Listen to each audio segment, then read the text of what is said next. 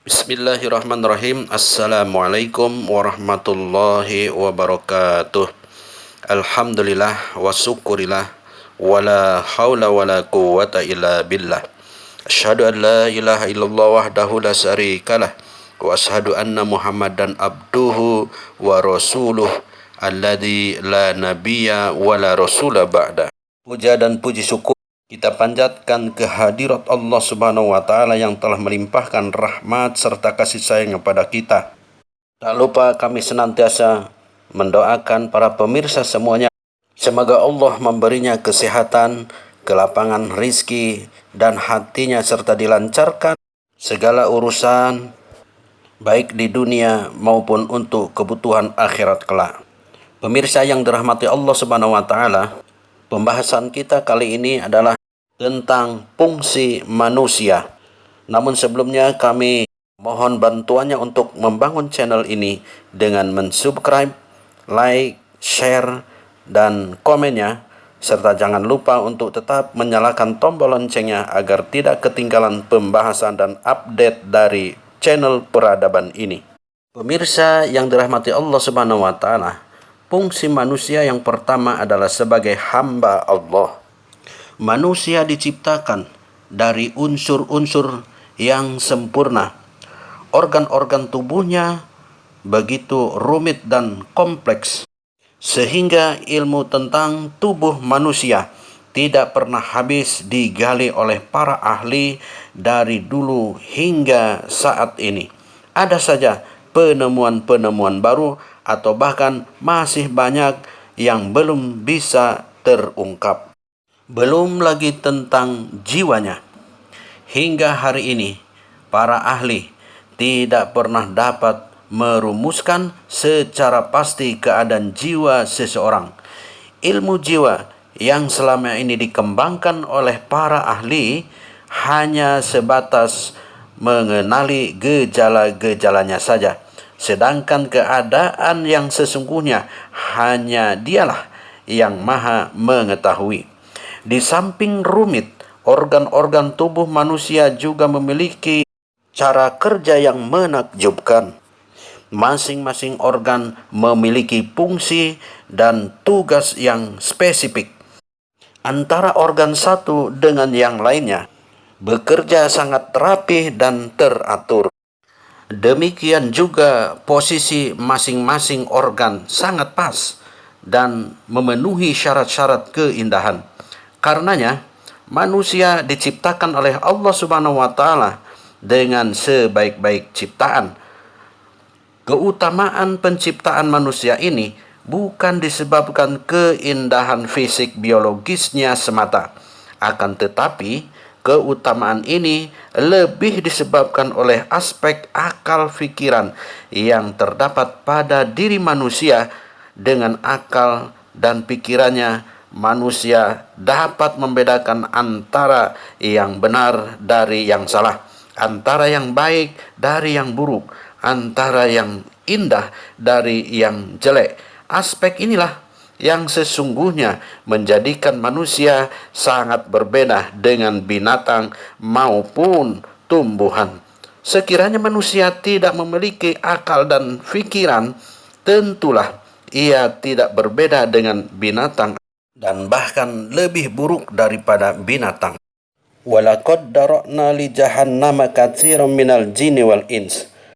Lahum qulubun la yafqahuna biha, walahum adzanun la yasma'una biha, walahum a'yunun la yubsiruna biha.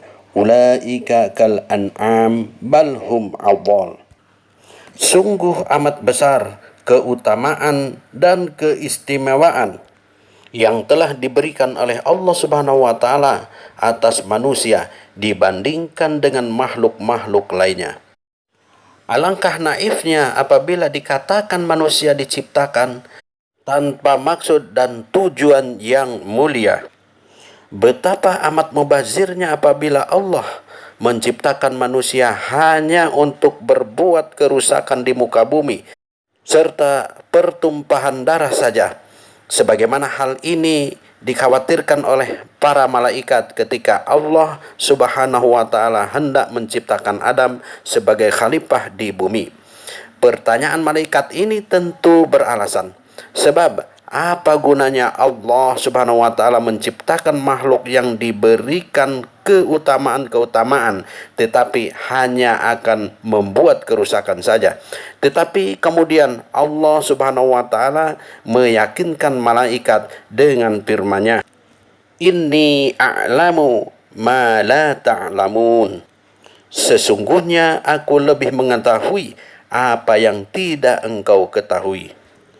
Pada akhirnya, informasi tentang fungsi serta kedudukan manusia di muka bumi ini dipertegas kembali oleh Allah Subhanahu wa taala di dalam beberapa ayat Al-Qur'an.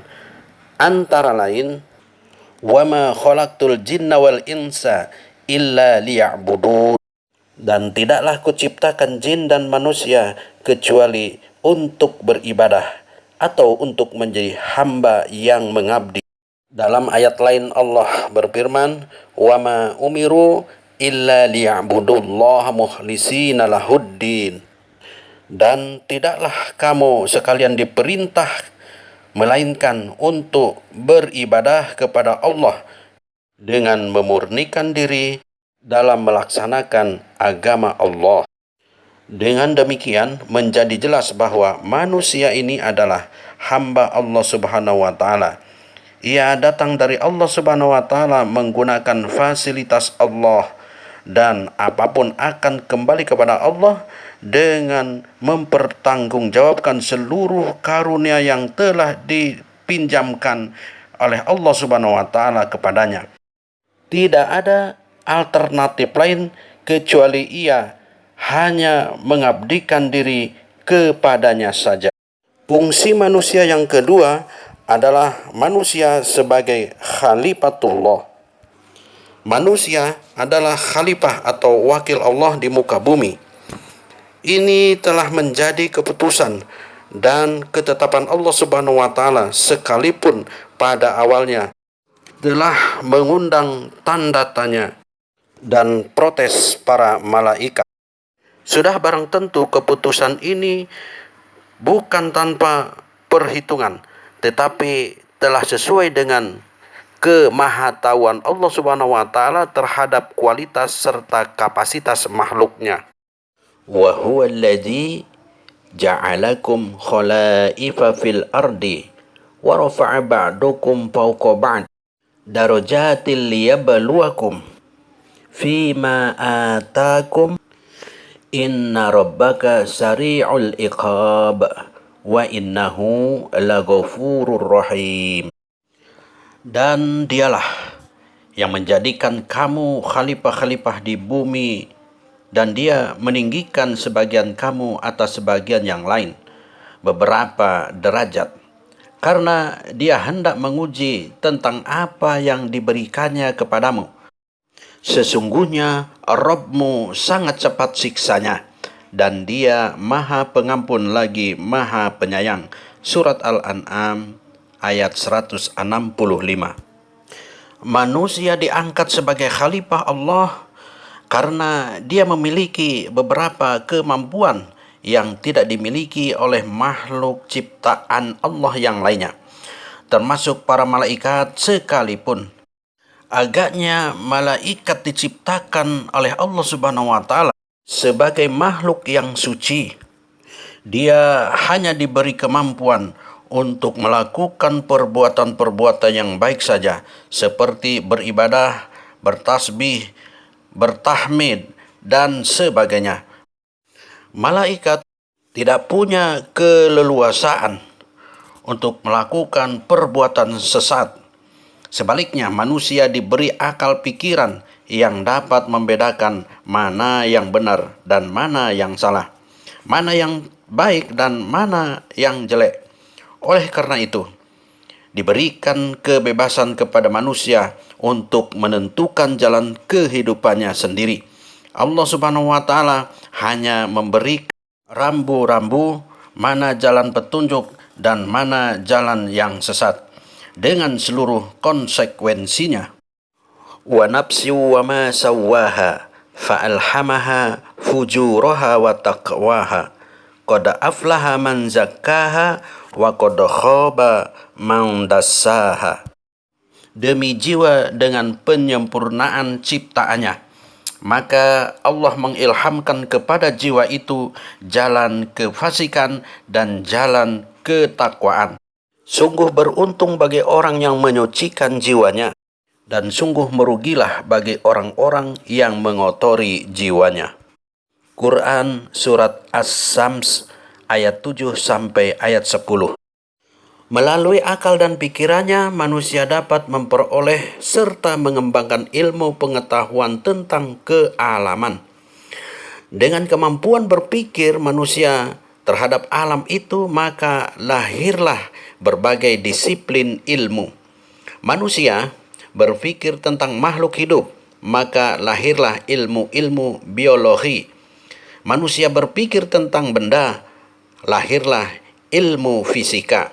Manusia berpikir tentang planet, lahirlah ilmu astronomi. Manusia berpikir tentang hubungan antar manusia, maka lahirlah ilmu-ilmu sosial, dan masih banyak lagi. Kemampuan manusia memahami sifat-sifat alam yang diperoleh melalui proses berpikir menjadi modal terbesar untuk mengelola serta memanfaatkan alam sesuai dengan kehendak Allah Subhanahu wa taala. Bagaimana mungkin suatu makhluk diberi kepercayaan yang demikian besarnya, yaitu untuk mengeksplorasi kekayaan alam ini untuk kesejahteraan dan kemakmuran makhluk itu sendiri, apabila ia tidak memiliki kemampuan memahami sifat-sifat alam? Inilah sesungguhnya perbedaan antara manusia dari makhluk Allah yang lainnya. Sebagai khalifah atau wakil Allah Subhanahu wa taala di bumi, maka manusia memiliki beberapa tugas utama, antara lain: 1.